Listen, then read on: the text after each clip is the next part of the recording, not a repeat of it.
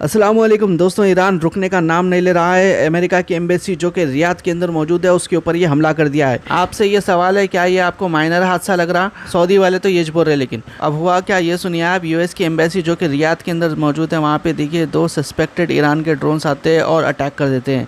Saudi ने तो यही बोल रही, सऊदी हुकूमत के लिमिटेड फायर लगी और माइनर डैमेज हुआ, कोई कैजुअलिटी नहीं हुई बोले। अभी देखिए जंग का तीसरा दिन है, अभी तक जो अपडेट्स निकल के सामने आ रहे हैं उसके हिसाब से 3 दिन के अंदर ही 6 अमेरिकन सोल्जर्स मार दिए गए हैं ईरान की जानिब से। और कल मैंने आपको बताया था कि कल सऊदी अरब के ऊपर हमला हुआ था। रास तनूरा जो कि ऑयल रिफाइनरी है उसमें ईरान के ड्रोन्स हमला करे बोल के बोला था।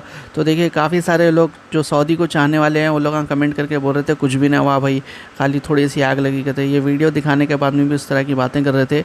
अब देखिए सैटेलाइट इमेजरी बताने की बात है, सैटेलाइट से कितना ज़्यादा नुकसान हुआ है वो आपको दिखाएंगे। ये oil refinery 5,50,000 barrels daily produce कर रही थी। अभी देखिए ये पूरी तरीके से बंद कर दिए। क्यों बंद करे? ईरान के ड्रोन जो हमला करे उसी वजह से बंद करे।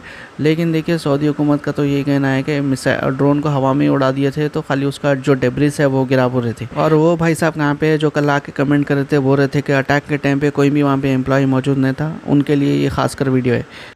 कितना मारा? 3 जगह 3 मारा। वो आता वो उधर ला इलाहा इल्लल्लाह।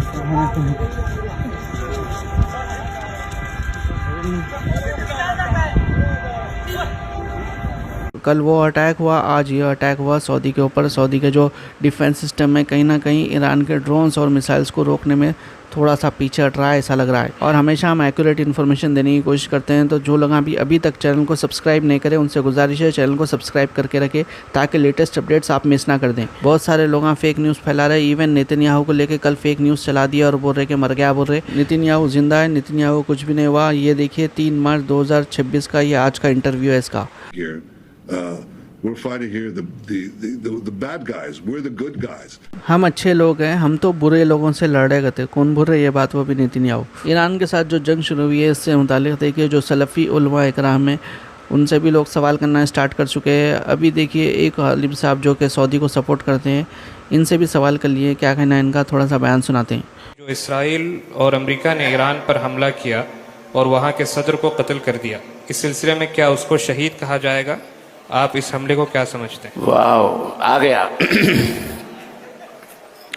भाई ने सवाल किया। अभी जो हालात चल रहे हैं ईरान के कि वहाँ के सदर को मार डाला गया और जो हो रहा है पूरे मुल्क के अंदर, इस सिलसिले में तो मैं ये कहूँगा कि खामोशी बेहतर है, इसलिए कि ये बहुत बड़ा फितना है। और जैसा कि मैंने बताया कि ये फितने की आग लगाई गई है मुसलमानों को पीटने के लिए। और ये सारी साजिशें जो यहूदो नसारा हैं या उनके अपने जो औलाद हैं, पिट्टू हैं, जायज़ औलाद जिनको यहूदियों ने पैदा किया है, जिन्होंने हज़रत हसन को शहीद किया, अल्लाह इनके मकर व फरेब से इस्लाम को और मुसलमानों की हिफाज़त फरमाए। तो मुझे नहीं मालूम, मुझे नहीं पता कि क्या साज़बाद और क्या चीज़ें हैं, किससे क्या हुआ। बहरहाल मैं इतना समझता हूँ कि अमेरिका का या इसराइल का इस तरह वहशत और दरिंदगी के साथ ईरान के ऊपर हमला करना, ये बहरहाल एक जुल्म और उद्वान और सरकशी है। अल्लाह ताला इन दोनों से निपटे, अल्लाह ताला इन दोनों से निपटेगा इंशाअल्लाह ताला। लेकिन वहीं पर ईरान का सऊदी अरब के ऊपर मिसाइल दागना, अपने ही भाइयों के घरों के अंदर आग लगाना, दुबई के अंदर डालना, बहरीन के एयरपोर्ट को उनके लोगों को तंग करना, कुवैत के अंदर पूरे मुल्क के अंदर तरावी की नमाज मुअत्तल कर दी गई है, एयरपोर्ट को उड़ा दिया गया है, ऑयल टैंकर जहाज को तोड़ना और दुबई, शारजा और गल्फ के जितने भी ममालिक हैं इन तमाम सब को तंग करना, हम इसकी भी मजम्मत करते हैं ईरान की कि उसने ये इंतहाई घटिया और इंतहाई जलील हरकत की। क्यों? अगर तुम ये कहते हो कि हमने अमरीकी ठिकानों पर जनाब आली उनको बर्बाद करने के लिए, हमने उनके ऊपर बदला लेने के लिए वहाँ हमने हमला किया है, यहूदियों के जो अमरीका से बदला लिया है, तो तुम्हारे यहाँ अस्फहान या उसके कुर्ब-ओ-जवार में जो हजार यहूदियों की बस्तियां हैं वहां बदला क्यों नहीं लेते? तुमने बसाए हुए हैं, तुम्हारे पार्लियामेंट में कई यहूदी मेंबर ऑफ पार्लियामेंट हैं, क्यों नहीं उनसे बदला लेते? करीब है ना, पकड़ पकड़ के उनके शहरों को क्यों नहीं आबाद करते? क्यों नहीं आप उनसे बदला लेते? उनको बात बदलिए, पकड़िए उनको। और फिर आज पकड़े जा रहे हैं वही ईरानी जासूस बने हुए पार्लियामेंट में ईरान के बैठे हुए, जो इस्राइल तक खबरें पहुंचाते थे, पकड़े जा रहे हैं, गिरफ्तार हो रहे हैं। न्यूज़ देखिए। तो आप अपने घर की खबर लें आप पहले। तो हम इस जुल्म के भी मजम्मत करते हैं जो वहां के सदर को कत्ल किया गया बेरहमाना तौर पर, ना जानते हुए उसके ऊपर मिसाइल दागे गए, उनके बाल बच्चों को। इंसानियत का कत्ल है ये।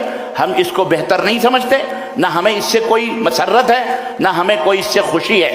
अलबत्ता गम इस बात का है कि हमारे भाई ने अपने ही घर को बर्बाद करने के लिए ममलकत सऊदिया अरबिया को किस बिना पर उसने मिसाइल दाग कर, और वो मुआहिदा जो ममलकत सऊदी अरबिया का और ईरान का हुआ था कि हम ना आपको कुछ कहेंगे ना आप हमें कहें, बल्कि एक दूसरे के ऊपर अगर कोई जुल्म करेगा तो हम मिल करके उसका जवाब देंगे, वो मुआहिदा आपने क्यों तोड़ा? क्या बिगाड़ा था कतर ने? क्या बिगाड़ा था दुबई ने? क्या बिगाड़ा था बहरीन ने?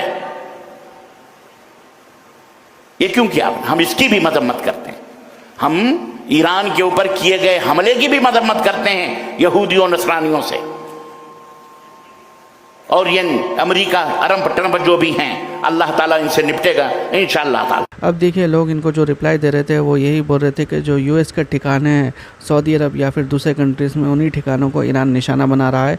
इस तरह से लोग इनको जवाब दे रहे थे। ये देखिए ईरान का मंजर है। ईरान के ऊपर यूएस और नेतन्याहू यानी कि इसराइल की जानिब से लगातार हमले जारी है। इवन नतान्स जो न्यूक्लियर फैसिलिटी है उसके ऊपर भी देखिए फ्रेशली अटैक किया गया है। अब आप सोच रहे होंगे कि यूएस के तो 6 सोल्जर्स मारे गए हैं, इसराइल में भी 9 लोग मारे गए हैं। इस तरह की खबर अभी तक निकल के सामने आई है।